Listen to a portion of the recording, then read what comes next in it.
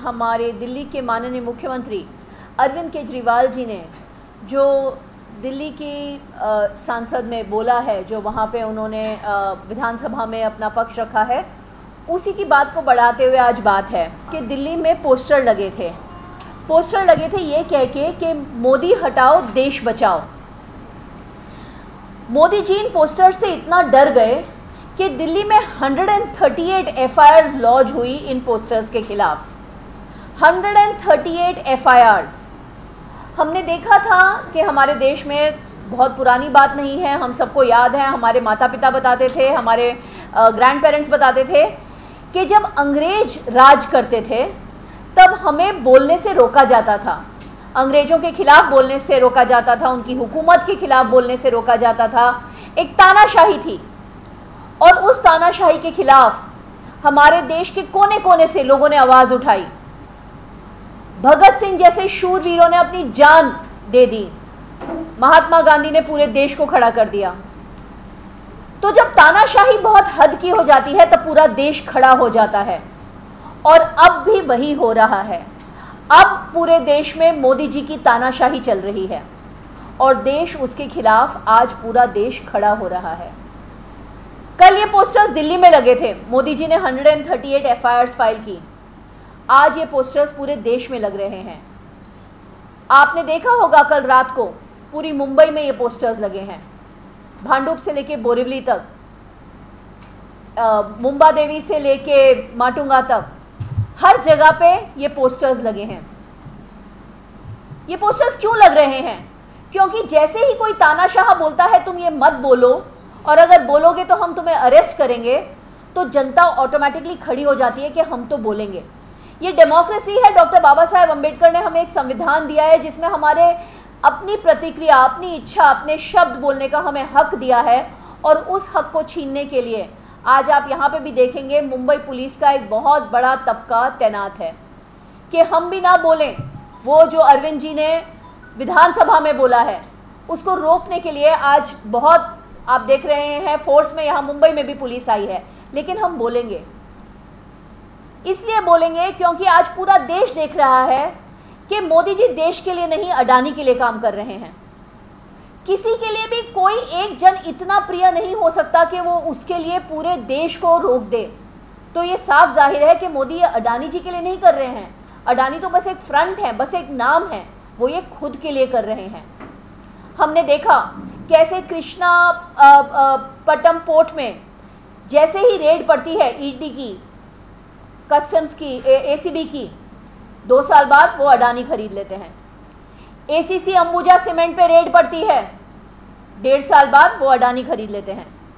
मुंबई में GVK airport पे red पड़ती है, 1.5 साल बाद वो अडानी खरीद लेते हैं।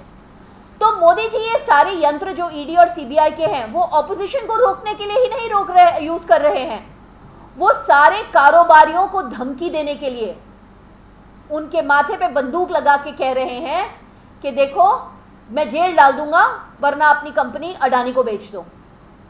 और यही नहीं, मोदी जी अजीबोगरीब नियम बना रहे हैं। इस देश में इतना बड़ा कोयला घोटाला हुआ था, उसके बाद हमारे सबसे सर्वोच्च न्यायालय सुप्रीम कोर्ट ने आदेश दिए थे कि कोयले की खानें सरकारों के पास होनी चाहिए, और दी भी गई थी। राजस्थान सरकार को, महाराष्ट्र सरकार को, पंजाब सरकार को, छत्तीसगढ़ सरकार को कोयले की खानें दी गई थी चलाने को। लेकिन मोदी जी आए और उन्होंने वो बदल दिया।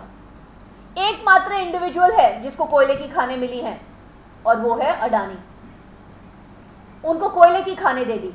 यही नहीं, राज्यों को आदेश दिया गया है कि अगर आप कोयला खरीद रहे हो 100 टन, आपको 10% इंपोर्टेड कोयला खरीदना जरूरी है। आपकी जरूरत है या नहीं है हमें उसकी परवाह नहीं है।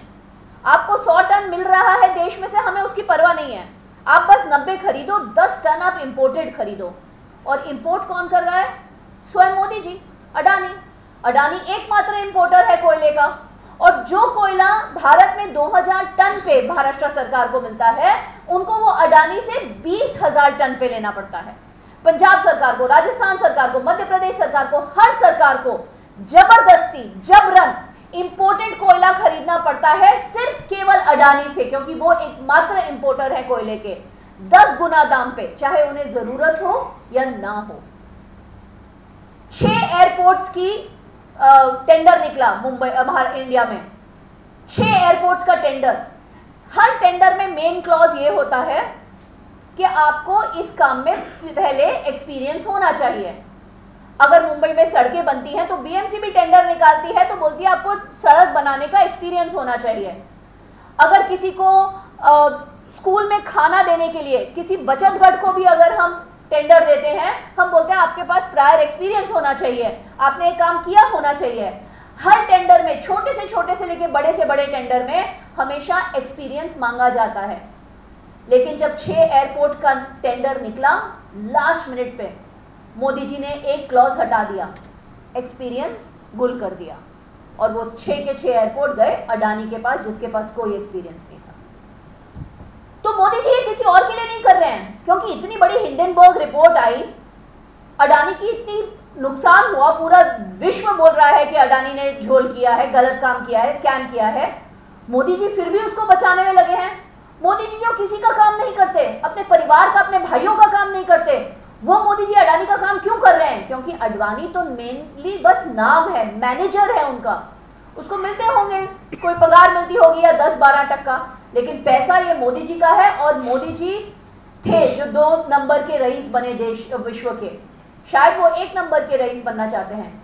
इसलिए हमें अरविंद केजरीवाल जी ने बताया कैसे वो श्रीलंका गए और वहां पे प्रोजेक्ट दिलाया अडानी जी को, बांग्लादेश गए, वहां पे प्रोजेक्ट दिलाया अडानी जी को, इजराइल गए, प्रोजेक्ट दिलाया अडानी जी को। सारे आर्म्स के प्रोजेक्ट, आर्म्स हो या विंड पावर हो या कोयला हो, जो प्रोजेक्ट होता है अडानी जी को जाता है। अडानी जी प्लेन में साथ में जाते हैं, अडानी जी प्लेन में साथ में आते हैं। ये जो देश में आज हो रहा है, देश की संपत्ति, हमारा कोयला, हमारे पोर्ट्स, हमारे एयरपोर्ट्स, आज 30% देश के एयरपोर्ट केवल अडानी जी के हाथ में है। इतनी बड़ी मोनोपोली देश में कभी हमने किसी की देखी नहीं है। और अगर कोई आवाज उठाता है, अगर राहुल गांधी ने आवाज उठाई तो उनको उनकी लोकसभा की सदस्यता से रद्द कर दिया, घर बाहर कर दिया। आज कोई भी पार्टी आवाज उठाती है मोदी जी के खिलाफ तो उन पे मोदी जी का प्रकोप पड़ता है। अगर वो पार्टी, अगर वो नेता बीजेपी शामिल कर ले तो फिर बीजेपी की वॉशिंग मशीन में सब साफ हो जाता है। आज अगर देश में सबसे ज्यादा भ्रष्टाचारी आपको एक कमरे में चाहिए तो बीजेपी की नेशनल मीटिंग में चले जाइए, सारे भ्रष्टाचारी वहां पर हैं, क्योंकि भ्रष्टाचारी को धमकी मिलती है, आपके ऊपर ईडी आ रही है, भ्रष्टाचारी बीजेपी में ज्वाइन कर गया, ईडी सो जाती है। लेकिन हमारी पार्टी में उन्होंने ये धमकी सत्येंद्र जैन जी को दी, ये धमकी अभी मनीष सिसोदिया को दी, और भी हमारे बहुत सारे एमएलए को कोशिश की। बीजेपी के केवल 8 एमएलए हैं, उन्होंने बोला कि हम नो कॉन्फिडेंस मोशन करेंगे दिल्ली में, जिसके लिए उन्हें 14 एमएलए चाहिए। उनकी उम्मीद थी कि वो 6 एमएलए को खरीद लेंगे, फिर से सारे एमएलए को धमकी आई, पैसे का ऑफर भी आया। हमने स्टिंग भी देखा जो अभी तेलंगाना में हुआ।